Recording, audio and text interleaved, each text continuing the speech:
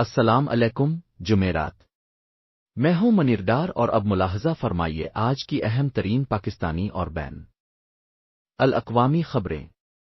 سب سے پہلے پاکستانی خبروں کا رخ کرتے ہیں۔ وفاقی اور سندھ حکومتوں نے کراچی کے ساحلی علاقوں کی ترقی کے لیے ایک بڑے منصوبے پر اتفاق کیا ہے جس کی مالیت 3.1 بلین امریکی ڈالر ہے۔ اس منصوبے کا مقصد کراچی کی ساحلی پٹی کو جدید خطوط پر استوار کرنا ہے۔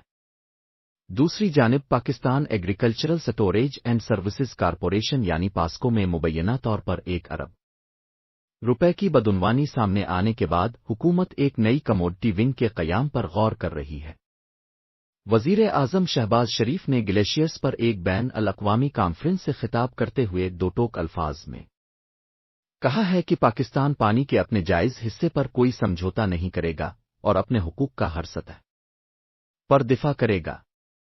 محکمہ موسمیات نے ملک کے بیشتر علاقوں میں شدید بارشوں اور ممکنہ سیلاب کا الرٹ جاری کیا ہے۔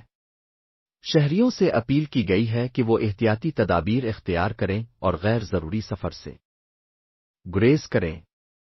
ایک اہم پیش رفت میں پاکستان اور بھارت کے ڈائریکٹر جنرل ملٹری آپریشنز کے درمیان جنگ بندی پر اتفاق ہو گیا ہے۔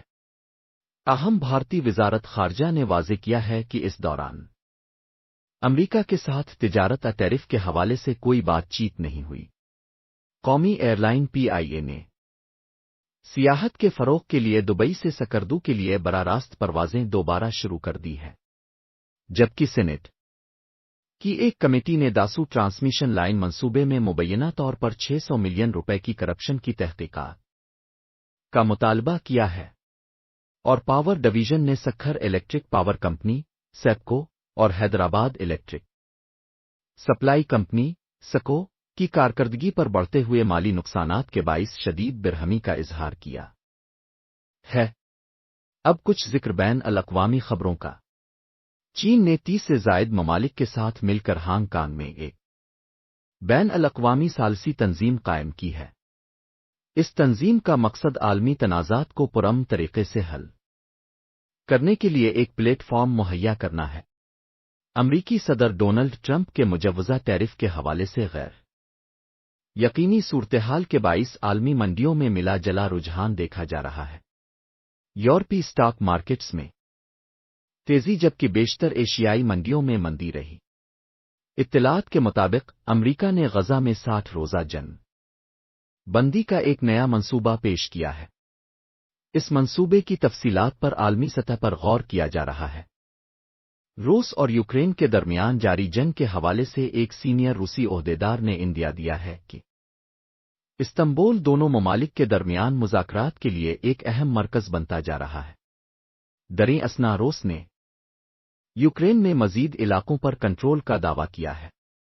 امریکہ اور چین کے درمیان تائیوان کو ہتھیاروں کی فروخت اور برآمدی پابندیوں کے معاملے پر کشیدگی برقرار ہے۔ چین نے تائیوان کو امریکی ہتھیاروں کی ممکنہ فروخت کی شدید مذمت کی ہے۔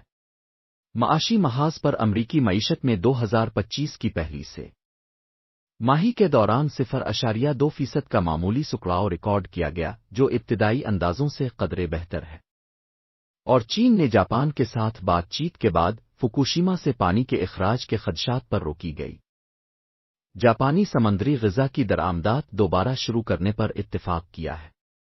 ویتنامی حکام نے ملک کے شمالی اور وسطی صوبوں میں طویل اور شدید بارشوں کے بعد سیلاب اور لینڈ سلائیڈنگ کے خطرے کے پیش نظر الرٹ جاری کیا ہے۔ یہ تھیں اب تک کی اہم ترین خبریں۔ مزید خبروں اور تفصیلات کے لیے ہمارے ساتھ رہیے گا۔ مجھے منیر ڈار کو اجازت دیجیے۔ اللہ حافظ۔